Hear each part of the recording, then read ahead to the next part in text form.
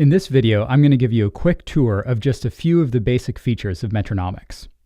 So I have a default metronome on the screen right now, which you can always get back to by going to the saved screen and choosing default metronome. I'm going to click start, and you can hear it clicking away. The next thing that I want to do is change the tempo. So I can use these up and down arrows here, which I can either tap one by one or hold to change in increments of 10. Now I'm going to change the time signature. So same thing, I can use the arrows and set it to 5/4, but I think I want something a little more complicated. So I'm going to tap that time signature, which brings up this options screen. And I'm going to go down to time signature segments, and I'm going to add a segment of 3/8.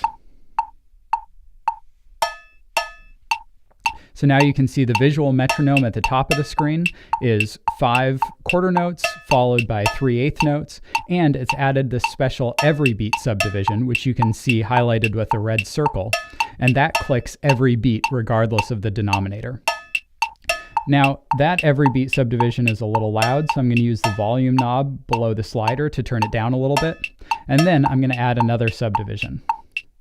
So this time I want 16th notes, and I'm going to choose the sound that it's going to be added with, and I'm going to use the bass drum sound.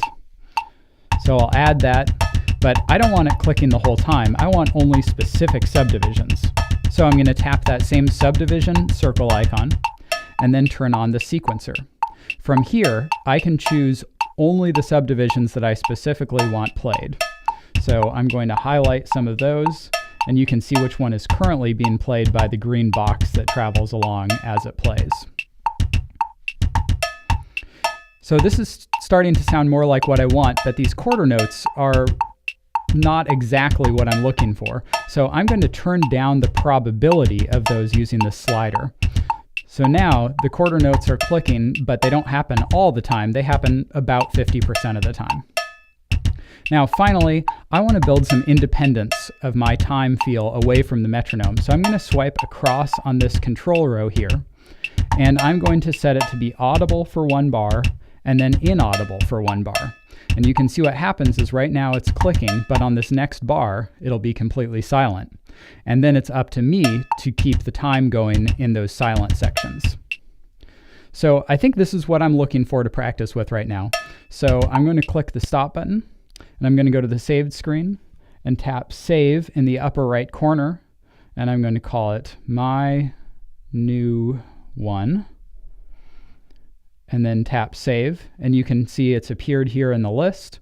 And now I want to be able to share it with someone else, so I'm going to swipe across on this, and I'm going to tap export, and you can see I have all sorts of sharing options, including iMessage, mail, AirDrop, etc.